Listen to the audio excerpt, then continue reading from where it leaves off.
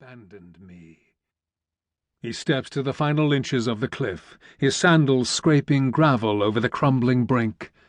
1,000 feet below, dirty rags of cloud twist and braid a net of mist between him and the jagged rocks where the Aegean crashes upon them. A net. He shakes his head. A net. Rather a shroud.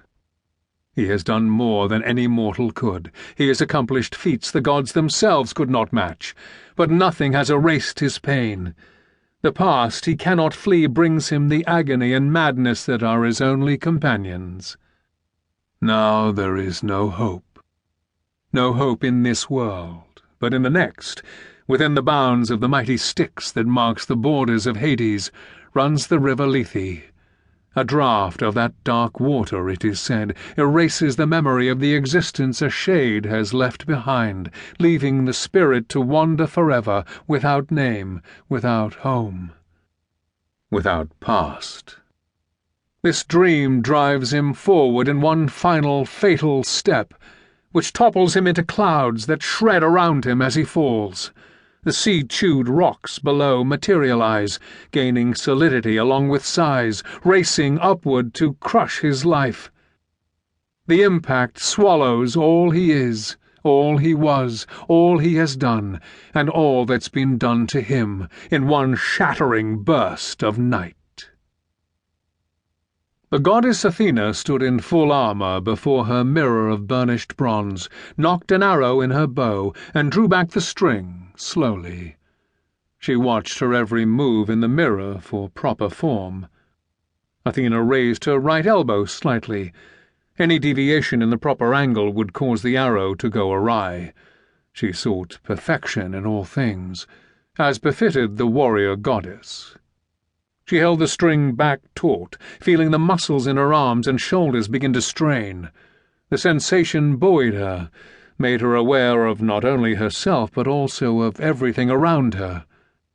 A half-turn, witnessed in the mirror, a small correction to her form, and she aimed the arrow across her chambers at a huge tapestry showing the fall of Troy. The arrow slipped from her fingers and flew straight and true to sink into the threaded figure that was Paris. What a flawed hero, she mused. She had not made such a poor choice.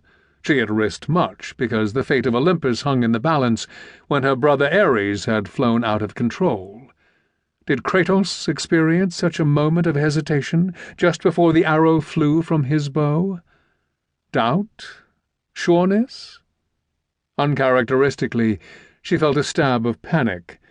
Had all her machinations been for naught, gaining his services from Ares in an all-too-clever ploy? A small puff of air sent her spinning about, another arrow fitted to bowstring, then drawn back until the golden bow moaned with the strain. She considered her actions, then slowly eased her pull on the string, the arrow unflown. Lounging half-naked on her couch of wine-red cloud, without the slightest bit of shame, lay a stunningly beautiful youth. His wickedly charming smile was not at all dented by having the arrow of Athena pointing at his forehead. "Lovely to see you," he said. "Celebrating your victory, are you? You know what would make this occasion really special. Shed that perpetual virginity of yours. Don't look so solemn. Don't be so solemn. Let's explore untrammeled territory. I am quite a good explorer, and can show you the way down unfamiliar paths." "Hermes," she said through her teeth, "have I not warned you about spying on me in my chambers?" "I'm certain you have," the messenger of the gods said indolently. He rubbed his bare back along the couch, wiggling sinuously with pleasure. "Oh, wonderful! I had such an itch. In fact, dear sister, there is another itch I have. One that you can help me with, which is only fair, since you're its inspiration." "Am I?" Athena's face might have been carved of marble. "Shall I scratch your itch with my sword?" The bow in her grip vanished, replaced by a wicked razor-edged sword. Hermes let himself sink back in the couch. He laced his